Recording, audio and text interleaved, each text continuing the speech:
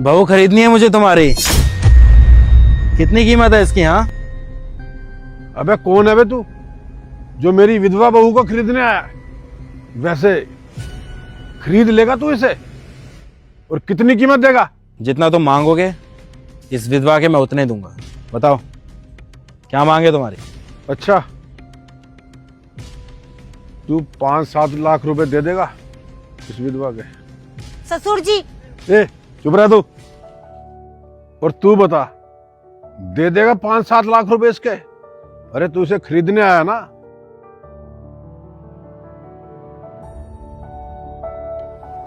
15 लाख रुपए हैं इसमें, तुम्हारी मुंह मांगी कीमत से डबल।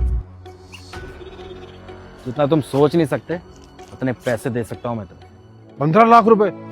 और इस विधवा के तू दे देगा ना मुझे?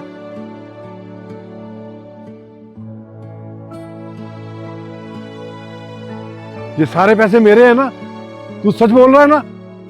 लेकिन हाँ, एक बात याद रखना, अपनी विधवा बहू पे आज के बाद तुम्हारा कोई हक नहीं है, याद रखना। 15 लाख रुपए दिए हैं मैंने तुम्हारी इस विधवा के, और शर्त यह है कि आज के बाद कभी मुड़ के नहीं देखोगे इसे। समझ में आया? अरे मुझे क्या मतलब है, मेरे ऊपर वैसे ही बोझ है, मेरे बेटे को खा गई। और मेरी तरफ से इसे तू कहीं भी ले जा, शादी कर, कुछ भी कर, मुझे तो मेरे पैसे मिल गए। मेरी तरफ से तू जो मर्जी कर इसके साथ, मुझे कुछ नहीं पता। तू इसे अभी ले जा, मुझे इससे कोई मतलब नहीं है, जल्दी कर। ससुर जी आप ये क्या कर रहे हो? एक अनजान आदमी को मुझे बेच रहे हो?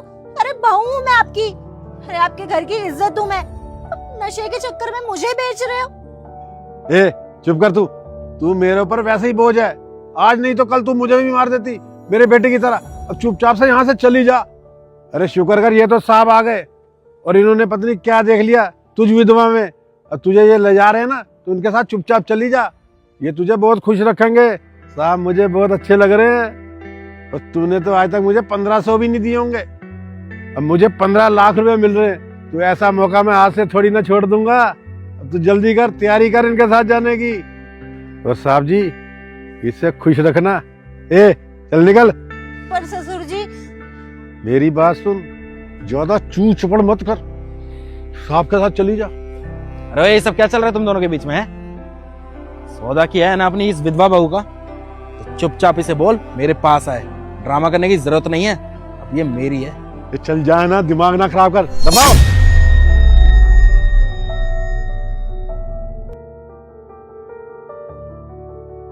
तो मौज करूंगा इन पैसों से, तू दबा के दारू पीऊंगा। आओ अंदर आओ। ये आप कहाँ